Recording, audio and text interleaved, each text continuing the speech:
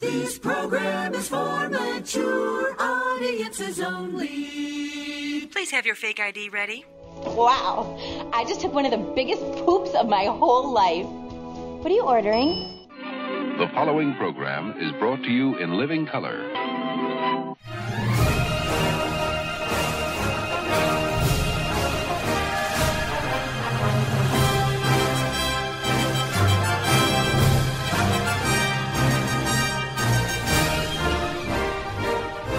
This is the Internet Radio News Report of the News, broadcasting from the concrete and drywall enclosed nerve center of the HCI News Network in the Gail Schmalfeld Memorial Studio with news, fresh news, odd news, bizarre news, zany news, and the occasional commentary from our clueless station manager. The Internet Radio News Report of the News is on the air, border to border, sea to shining sea, from the mountains to the prairies, to the oceans, white with foam, like the spittle-flecked lips of our radio news director. Here he is, with the Internet Radio News Report of the News, award-winning man of the news, our own, Ed Baxter. Quiet, we're about to go live. Now just stay under the desk, put it back in your mouth, and I will let you know when... Good day. This is the Internet News Report of the News. I'm Ed Baxter reporting. We'll get to the news of the day, but first, this from the Feature Story News Service.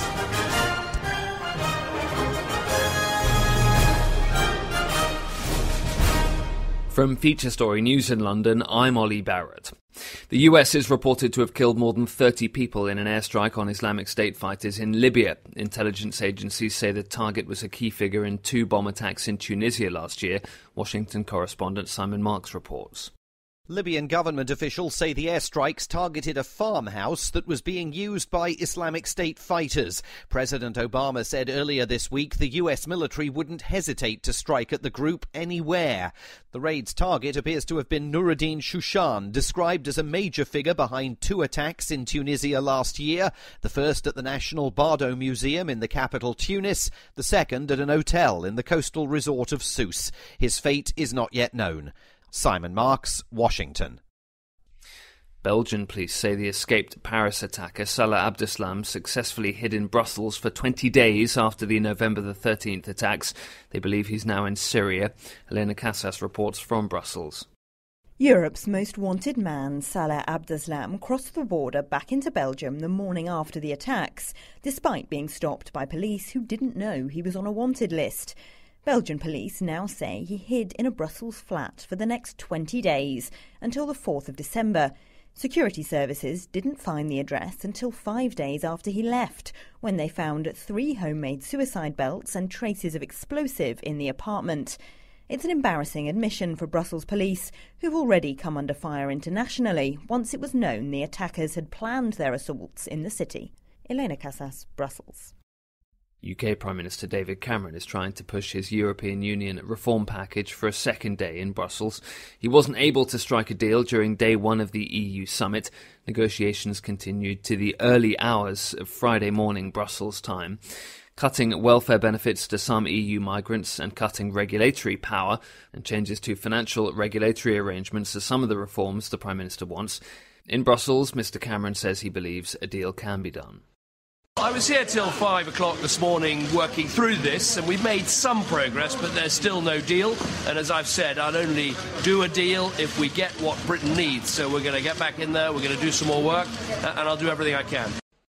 Apple has apologised to its iPhone customers whose phones became disabled after third-party repairs. A fix has been issued for the problem. Some iPhone users say their phones stopped working after servicing from a non-Apple technician, and error 53 came up in iTunes. Uganda's incumbent president Yoweri Museveni is leading by a wide margin according to early election results. Uganda's elections on Thursday were marred by delays in votings after materials were delivered late, triggering chaos in some polling stations in the capital. From bureaus worldwide, this is FSN. Austria's daily cap on the number of migrants and refugees allowed into the country has come into force.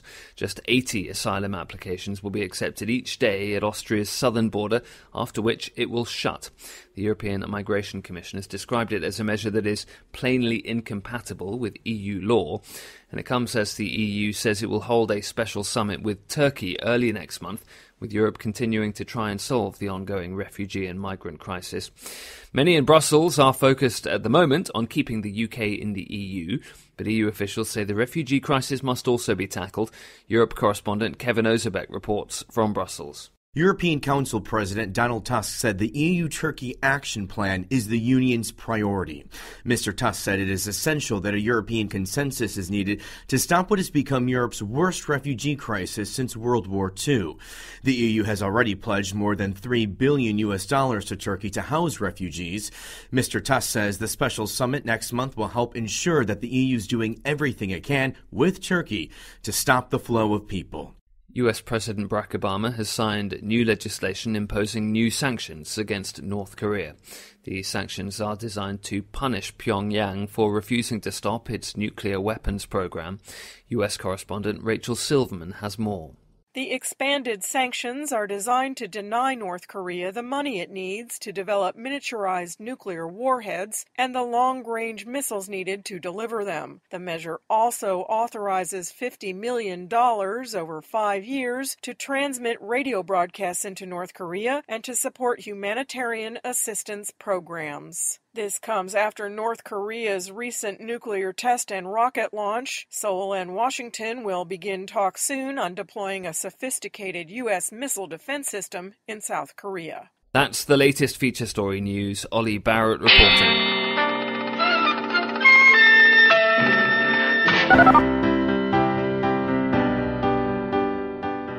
Throughout America today, there are men who, sad to say, are not really men. Through no fault of their own, they were born without a vital body part that helps a boy become a man. Oh, sure, we're not saying that it takes a certain chemical in the bloodstream to make a person a mature adult male. There are people, brave people, who are as manly as can be, even though they don't have a drop of testosterone in their blood. But far too often, especially among men in the Republican Party or those who cling to right-wing views, we find people who are technically adults but are still quivering, cowardly little boys who cling to their mommy's apron strings. People who send taunting, angry tweets to people and then demand that your account be suspended if you respond. People like an adult male in his 60s living in Westminster, Maryland, who uses the courts the way a boxer would use his fists. There's no lie he won't tell, no self-degradation he will not endure to punish the people he feels have wronged him, although we feel he is compensating for the horrible abuse he must have endured as a pimply-faced Poindexter who thought he knew more than everyone else in his school or university. People like an adult male in his 40s, residing in suburban Chicago, who is so afraid of a man with Parkinson's disease, this able-bodied adult male felt it necessary to resort to a weapon that victims, usually female victims, use to protect themselves against their abusers.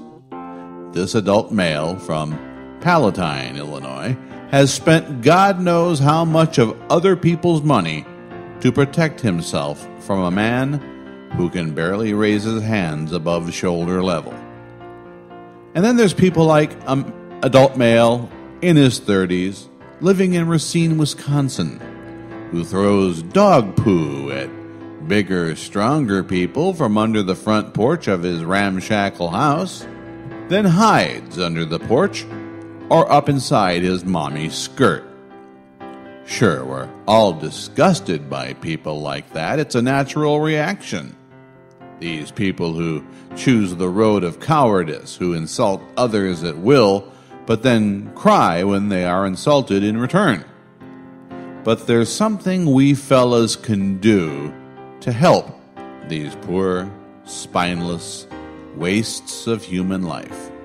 Unlike women who are born with a set number of eggs in their ovaries, and once those eggs are gone, they go into menopause, a man's testicles continue to produce sperm and other male hormones well into their 90s. So the next time you renew your driver's license, ask for the proper form so you can donate your testicles to adult males like these. For each set of testicles you donate after your death, the Nuts for Nitwits Society will donate a cadaver scrotum, so the recipient of your gift will have some place to keep it. We can't promise that every recipient of a testicle transplant will grow up, stand on his hind legs, and start acting like a man, but there's hope. Fill out your form today and donate your testicles to the Nuts for Nitwits Society. Somewhere, an adult male is filling out a petition for an order of protection against a man who couldn't harm him even if he wanted to. Please, help him. And thank you.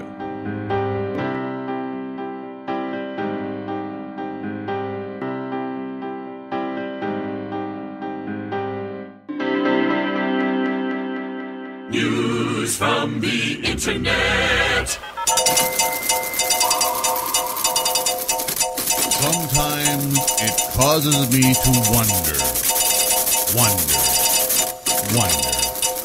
What sort of man do we have as President of the United States of America?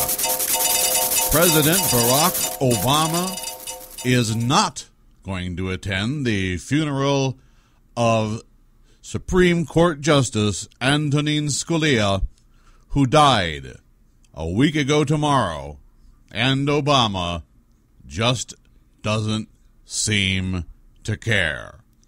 Well, I'll tell you who does care. Former Illinois Congressman, now radio talk show host, Joe Walsh. He cares a whole lot. Barack Obama, what an ass you are. You won't go to Antonin Scalia's funeral? What a disrespectful, arrogant, immature, anti-American ass you are. Why aren't you going to go? Are you golfing?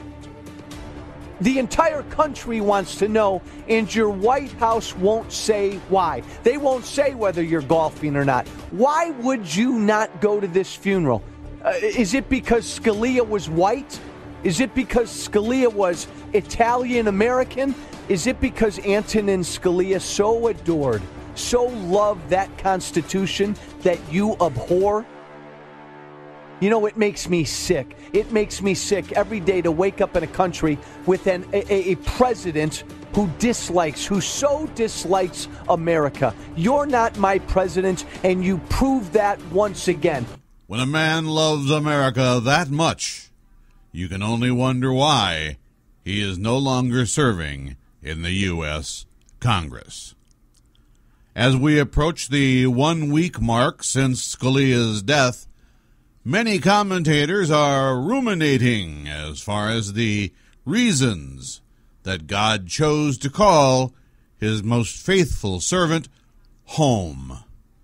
Glenn Beck, for his part, says he believes God took Scalia home to get Ted Cruz elected president. I was listening to you guys, and I just wanted to say, Pat, I think, an answer for you on that, because I did the same thing. I first thought, why? Okay, God, thank you, right. Thank you for that. And then I said the same thing. I remembered it was exactly the same thing that I felt when Sandy hit. And I remember we were trying to go up and help campaign. And we thought the same that thing weekend then. For Mitt Romney. Remember that? Yep. And Sandy hit, and we couldn't go up. We couldn't get any flights up. And then, they were walking on the beach like two lovers. And I thought to myself, thank you, Lord. I appreciate that. What is your plan? Yeah. So I don't want to assume that I know his plan, but I will tell you this. I thought when this happened, after I got past the thank you, I thought, you're welcome. I just woke the American people up. I took them out of the game show moment and woke enough of them up to say, look at how close your liberty is to being lost. You now have lost your liberty. You replace one guy, and you now have 5-4 decisions in the other direction. And every time. Just with this one guy, you've lost your liberty.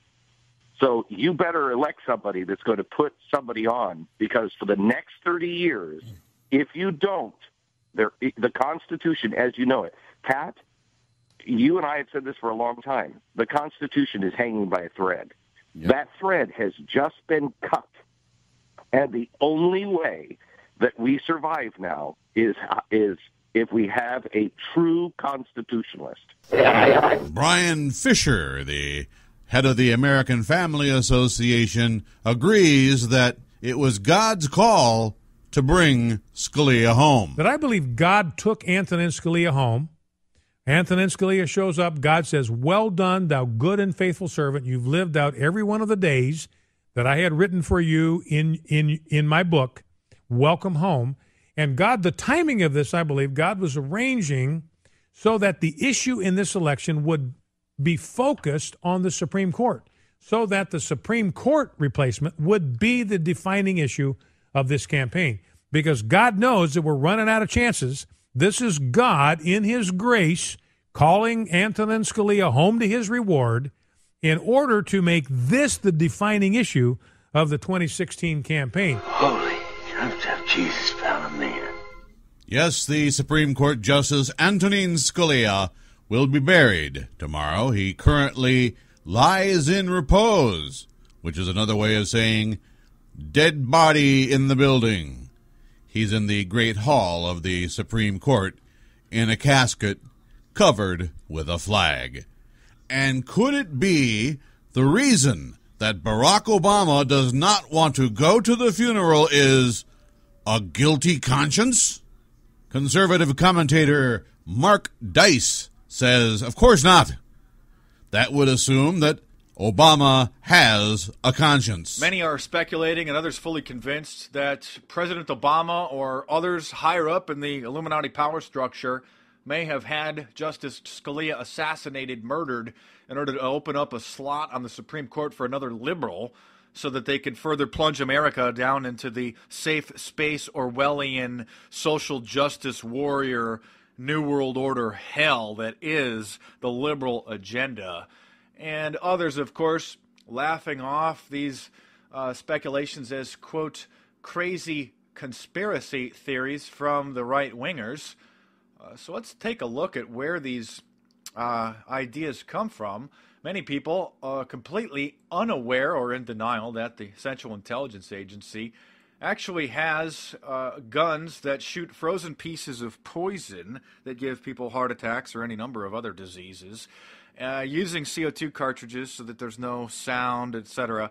And this is actual footage from the 1975, I guess I'm just a conspiracy theorist for pointing out, I'm not saying that Scalia was murdered, I'm just covering this as a media analyst. I guess it's just a conspiracy theory to think or to point out the fact that the Central Intelligence Agency has, for decades now, frozen poison dart guns that kill people and cause heart attacks, as shown here, the actual gun. You know, this is from the 1975 one, so I mean, you can just imagine how small and tiny they are. They'll just go put a little swab or something on, on somebody's doorknob somewhere, so they'll touch it, and et cetera, et cetera. There's multiple ways for them to do their wet work, but that's just conspiracies, right? That's Central Intelligence Agency. They're here to protect America. This is actual footage from the 1975 church hearing regarding Central Intelligence Agency's activities in America about assassinating people and media manipulation, paying people under the table to act as gatekeepers and propaganda. So this is the church hearings. That's the actual gun. So the Central Intelligence Agency, back in 1975, had this nice little gun to shoot frozen poison darts into people that would then melt and leave no residue. That's just a conspiracy theory, right? And I guess it's a conspiracy theory to say that Americans, political conservatives, Christians, may be rounded up and thrown into FEMA prison camps because of their political beliefs, or gun owners, right? But wait, Justice Scalia actually warned that would actually, you're kidding yourself if you think that that's not going to happen, okay?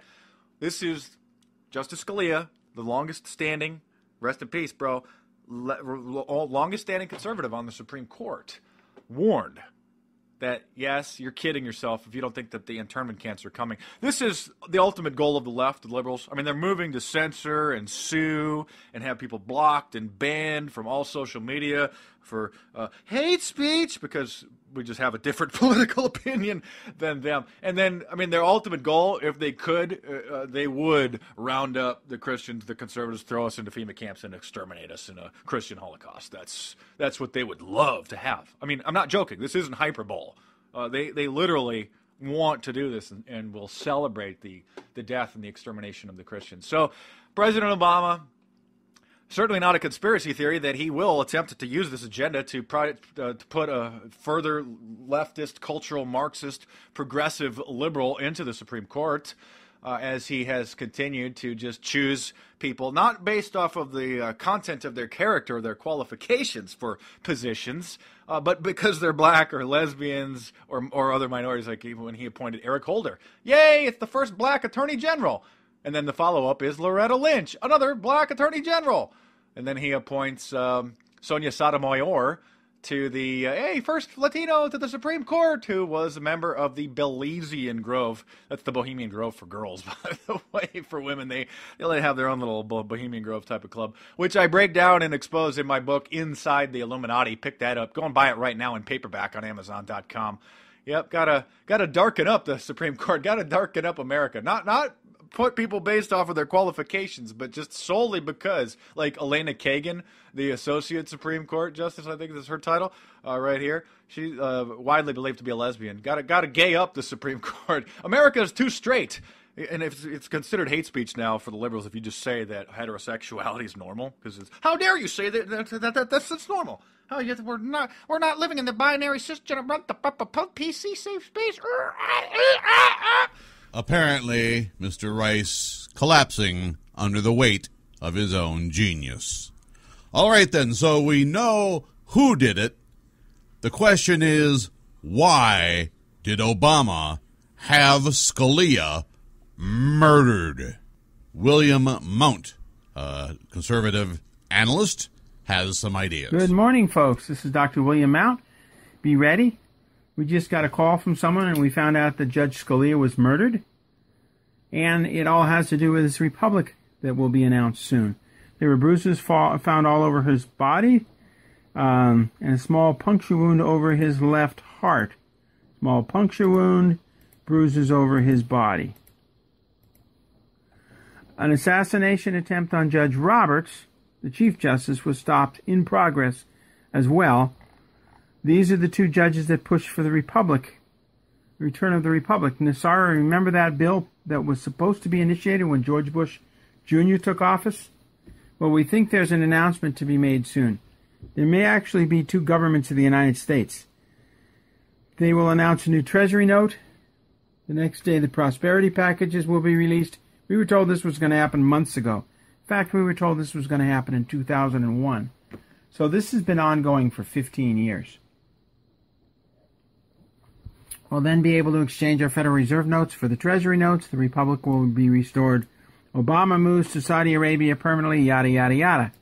Okay, we've all heard that before. So what evidence do we have about Justice Scalia? U.S. Supreme Court Justice Antonin Scalia found dead in a West Texas ranch. We know he was found dead. We know they removed the body. Scalia's death was ruled a heart attack. Yeah, puncture wound over the heart. It was a frozen bullet the poison in it. He died instantly. The official cause of death was a heart attack. Yeah. They fired a specific gun that's kept frozen. They fire this specific bullet. It's a small, tiny little icicle that goes right into his heart. The CIA talked about it in COINTELPRO. Remember that? No autopsy order for late Justice Scalia, despite Texas state law. The other thing is, he's to be cremated so the evidence disappears. Now, this is supposed to be issued. The Treasury note. Only it's going to say little u, little s of America. See, by 1864, they were already incorporated, and it became official in the 1871 Organic Act. Sorry, this is a tough one to do. We also just got evidence. Wells Fargo insider who claims to be a teller, he said that the banks are training their staff to deal with imminent emergency scenario. The insider reports, I am a teller at Wells Fargo here in the U.S., which is where the monetary exchanges will occur. They started training us today for a bank holiday. They didn't mention the word bank holiday, but they did train us for an emergency scenario. They told us it's just a drill. We've been working here for 3 years. We never had a drill before. They said that during an emergency, they would close the doors and only allow in 3 people at a time inside the branch. Also, my branch manager said we would have armed guards during the emergency. The last thing they mentioned is that they won't store a lot of cash in the vault since it will be a safety issue. Apparently, we're going to have 2 governments. Credit cards and debt cards will not work. ATMs will not work. Banks will be closed, so you cannot even enter your own safe deposit box. Be careful. What's in your safe deposit box belongs to them. Have enough cash for a month. We're not talking about making payments on your debts during that time, but rather only using cash to get food, fuel to live. Could you make it for a month without access to a financial tools or bank cash? That's what the teller's saying. 1 month. Do you have spare food in the house? If the stores stop taking credit cards and the credit cards don't work, how will you eat? If the only thing that remains is cash? These are legitimate questions. It would be wise to be prepared. Let's see. Super Reports call for corporate head to verify these claims. They said no comment. Interpretation, if taken, they would have to lock the banks and only allow 3 customers at a time. So this person called, it's JM, her name's up there.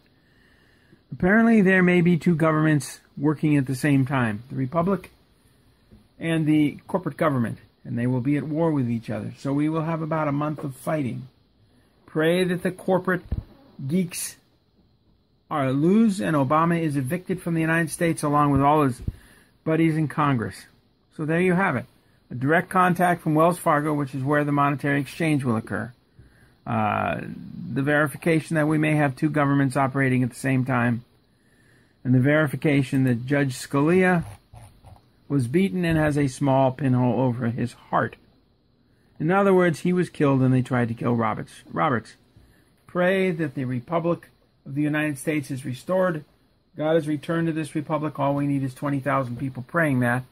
There was a test done, and we need 1% of the population of the United States. That's 20,000. So pass this video out to everybody and pray that these evil people in the U.S. corporation are stopped. Coming to you live. They might get a message on the 5th of March very soon. We'll find out. The meteor is going to come awful close to Earth. We'll find out what happens. Coming to you live, Dr. William B. Mount, Title 40 Intel. We're giving it to you as I was told on the phone. Thank you very much, folks. You have a wonderful Valentine's Day, and pray for that the Republic is restored. And make sure you have a month of everything on hand. We've been talking about food, water, toilet paper, ammunition, heat, and a way to communicate with your neighbors. So what that means is you go to the video, be ready, and watch it again. Just watch the video. Be ready. Thank you very much. God bless and good night. Proving once again that if you say something often enough, you can believe yourself, even when you know yourself to be unbelievable. Take conservative commentator Reed Baer. I don't believe Justice Antonin Scalia died of natural causes, do you? I believe he was murdered. Somebody wanted him dead because he was too conservative. Natural causes, my ass! He was the picture of health. Somebody killed him. Who was it? Somebody living in the White House? Somebody who wants to live in the White House? Somebody who's going to stack the Supreme Court so that the 5-4 always comes out liberal? You think this is an accident? Think again. I used to be an investigative reporter. And you know what? I think I'm coming back into action to get to the bottom of this and find out who killed Justice Ante. That's what we used to call him when I was a little kid and we'd play in the backyard. Uncle Ante.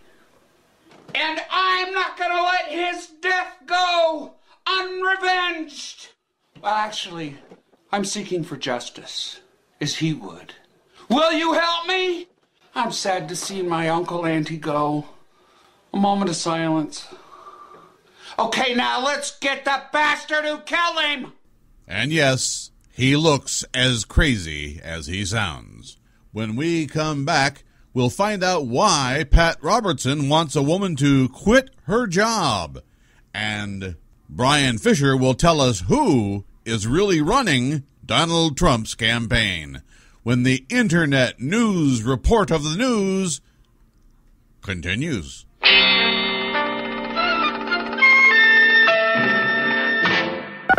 It's an obsession nobody talks about. It's like they're little and big at the same time, and they're just so cute. Some say it's a crazy obsession. There's just something about the way they smell. But is it illegal?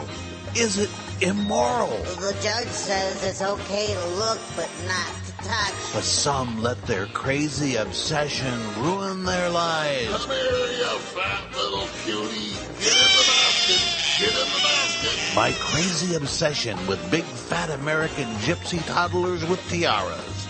Tonight at 10, 9 Central on the Learning Channel. This is Maria. She's an orphan. Look at her face.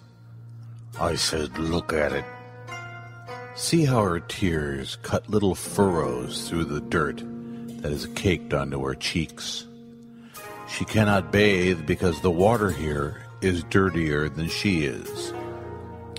She is in pain from the parasites that are eating her from the inside out. She is hungry. Our film crew is enjoying a little picnic lunch right now. She can smell the fried chicken and corn on the cob. But can she have any? No, because she's a poor child, a child of poverty, an orphan who needs your help. See how easy it is to make her cry. Just off camera, our sound man is waving a drumstick at her, right out of her grasp. Other crew members are enjoying ice-cold soda pop.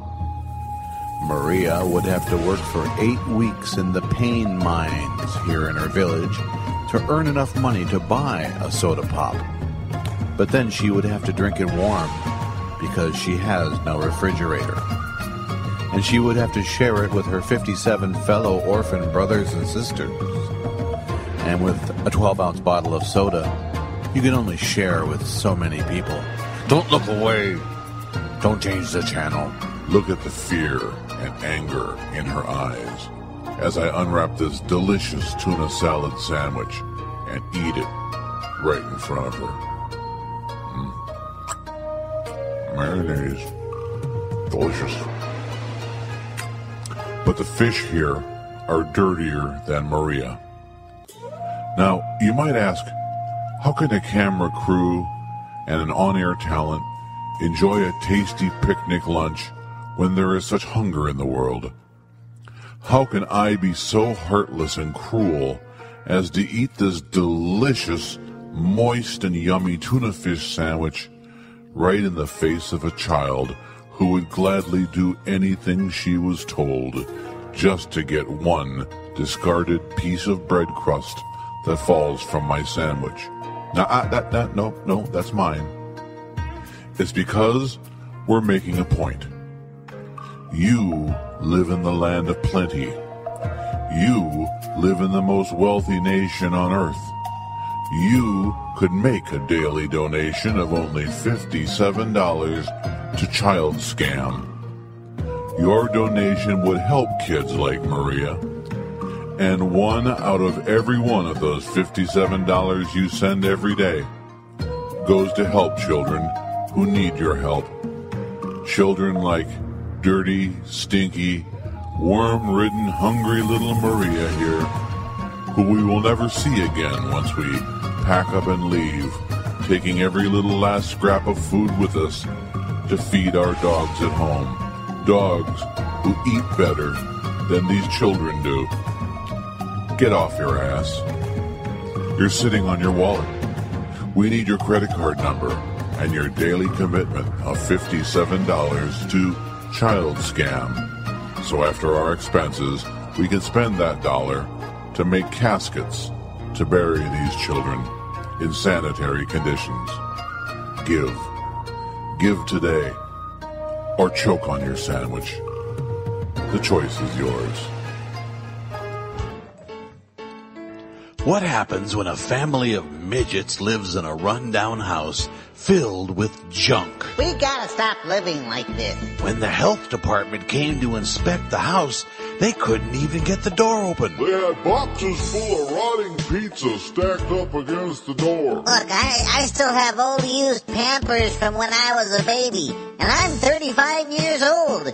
This room we're standing in, full of old dirty Pampers. Don't cut yourself on anything. It's a death sentence. There are little people living in a great big mess. Even the cats won't come in anymore. Little people, big hoarders. Tonight at 10, 9 Central on the Learning Channel. Another day closer to being dead. Quiet, numbskulls. I'm broadcasting.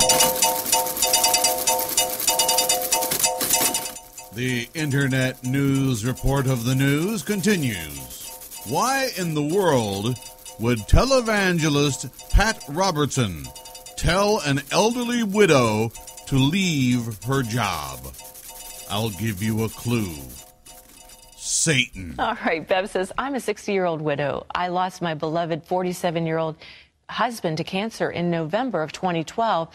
Afterwards, the only job I was able to get was a part-time job at a local store. Recently, the store introduced voodoo doll keychains, each with its own special powers. I thought about refusing to wait on a customer who was purchasing them and just ask a coworker to do it, but I do need the job. Any suggestions? And I'm making too much out of this. No, you're not. God can give you another job. There are many jobs. There are people looking for good employees, for people who are intelligent and hardworking and loyal and all the rest of it. You don't have to put up with that. You don't want to give your heart over to voodoo or magic arts. If they're doing a voodoo doll, the next thing you know, they'll be having little dollies you put pins in and bring down curses on them. You never know what's next. Why should you have to do that? I mean, God can give you a job. I know it'll be painful, but God can give you a job. And hone your skills before you jump. Make sure you got everything in order, and possibly you can line up a job before you quit that one. And if you can't, well, it's God's will that you live in poverty for your remaining days. Suck it up, girl. Suck it up. The answers to these questions and more on next week's episode of Who Gives a Rat's Ass? We mentioned the head of the American Family Association earlier in the broadcast. He's like the weird uncle that you don't want to leave the kids alone with, and I'm talking about Brian Fisher. He thinks he knows what's behind Donald Trump's skyrocketing campaign, and he can sum it up in one word: Satan I want to suggest something to you, and I'm going to try to couch this very carefully. And this is really just for people who believe in the reality of spiritual warfare. This is just for that people. So if you don't believe in the reality of spiritual warfare, you don't believe in Ephesians 6, and this next couple of minutes is not for you. But my point is, you look at Donald Trump, and there is something to me that is unnatural about his level of support.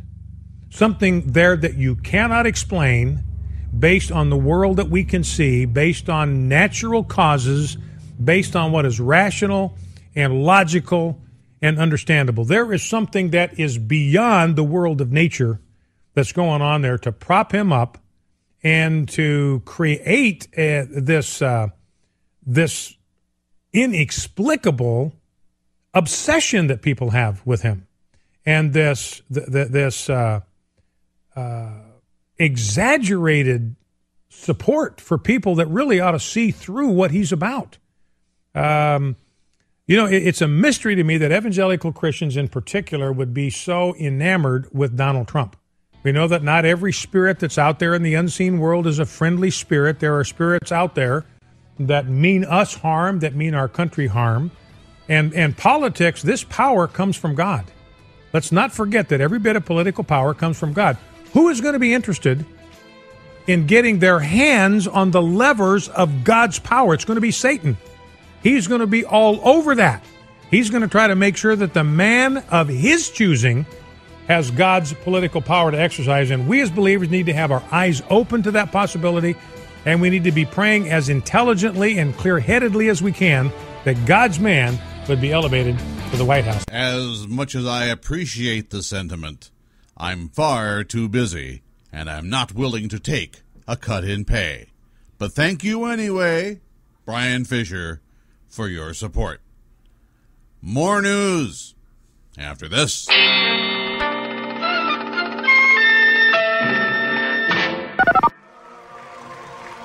Hi there. I'm the right wing's conception of Jesus Christ. You know, the tall white guy with the long, flowing, light brown hair that was so common and popular among the Semitic people in the Middle East 2,000 years ago. Yep, that's me. And I'm here today with a special message. Why are you working like a slob, day in, day out, trying to save enough money to get the things you want? Listen to my good friend, Pat Robertson. God is going to supply $1 million. Somebody is praying right now, right this second. You're praying for $1 million, and God said, I have heard your prayer. I know your need, and I'm going to supply the need that you've requested, and it's done in Jesus' name. That's right, in my name. You don't have to work like an Israelite in the mud pits for Pharaoh anymore. Just ask me for what you want. I prayed for a new motorcycle. Thank you, Jesus. I prayed for a new washer-dryer combo. Thank you, Jesus. I prayed for a couple pretty new girlfriends because my wife is getting old and ugly and doesn't put out anymore. Thank you, Jesus. You're welcome. See how easy it is? Jesus, we live in Africa. We have disease and famine. We live under brutal dictators. Can you help us? Oh, sorry about that, little Negro friend, but you're black and a Muslim. No can do. This offer is only for white, conservative Christians, not heathens. So go find a nice handful of dirt and bugs to chew on and wait to die soon so you can suffer in hell for all eternity.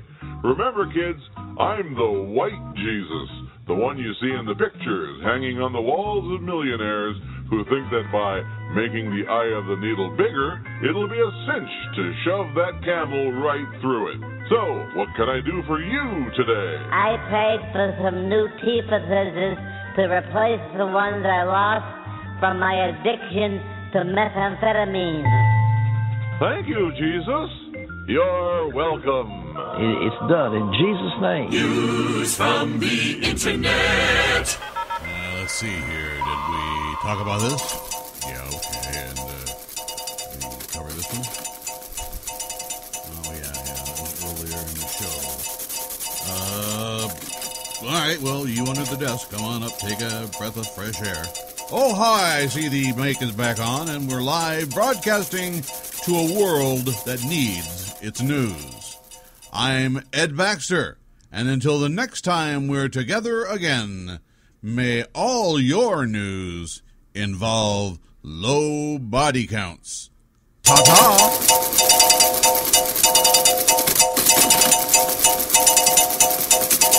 You have been listening to the Internet Radio News Report of the News and production of the HCI Radio Network. Copyrighted by Bill Schmalfelt. All rights reserved. Keep a sharp ear peeled for news about our shiny, zircon-encrusted, new website. Coming any day now.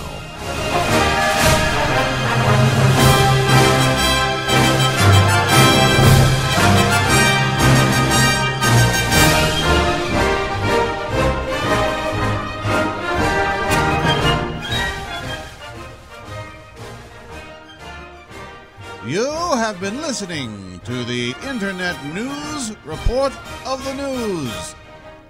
Stay tuned to this HCI broadcasting station.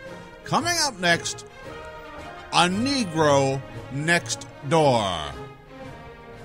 Thank you for listening. Goodbye.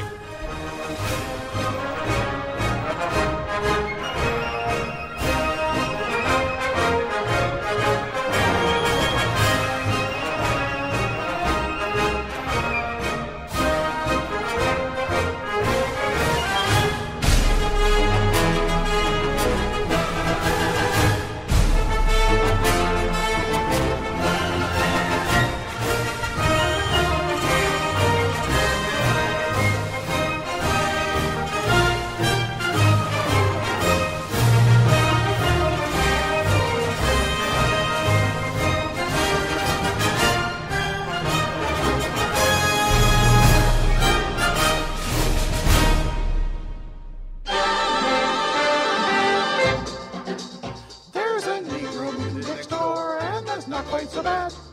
There's a Negro living next door, and he doesn't smell bad. Nice, and we don't discriminate. There's a Negro moving next door. There's not much we can do. Just a Negro living next door, not a Muslim or Jew. We even had it in our house. There's a Negro next door to us, and how? How? Next Door, starring Hugh Bolton as Paul Smith, Barbara Baddingsley as Mrs. Smith, and Luther Washington as the Negro Next Door.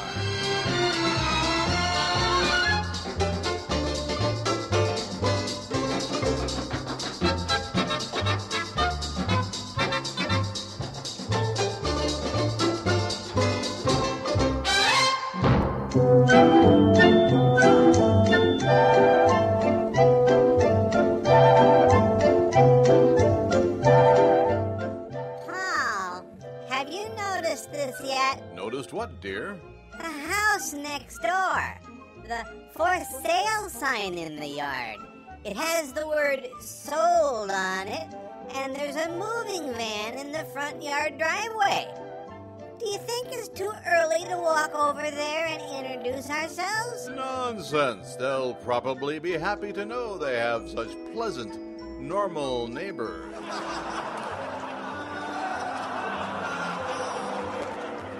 I'll invite them to the cookout this weekend. Oh, you're smart as usual, Paul. Boy, I hope he plays tennis.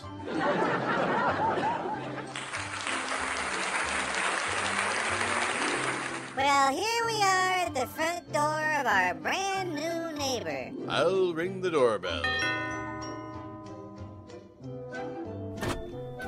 May I help you? Oh, they have a butler. Yes, boy. Would you let the property owner know that he has visitors? There's a bright, shiny new Roosevelt dime in it for you if you make it snappy. Feats, do your stuff. Sir, I am the property owner.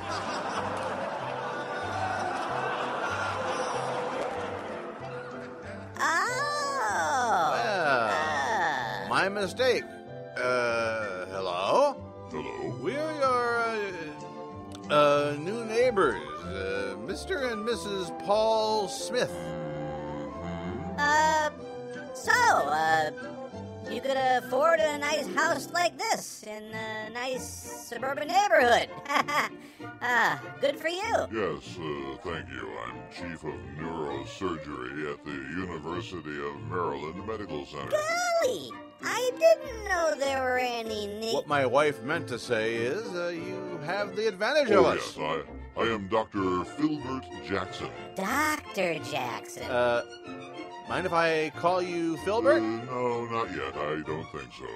Well then, Dr. Jackson. Dr. Jackson. Welcome to our lovely neighborhood.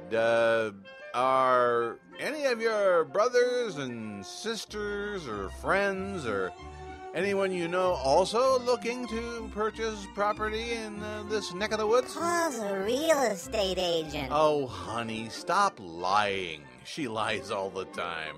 I'm the assistant manager at the Shafter Shoe Shop. My, and you're able to afford such a nice home in a nice neighborhood. Suburban yet. Well, it's not always easy. Never mind that, honey. Say, there, Dr. Jefferson? Jackson. Dr. Jackson, I'm sorry.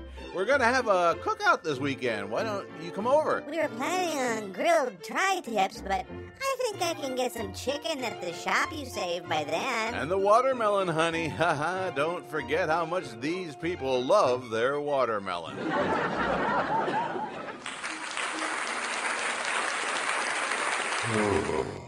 Fine. What day? Saturday, 6 o'clock. Bring your wife. I'm not married, but I do have a partner. Oh, your medical partner? Not exactly. Louis, come out and meet the neighbors. Hello, I am Louis, and may I say, I love your earrings.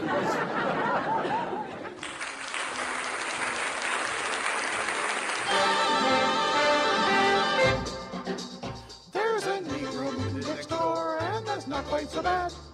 There's a Negro living next door, and he doesn't smell bad.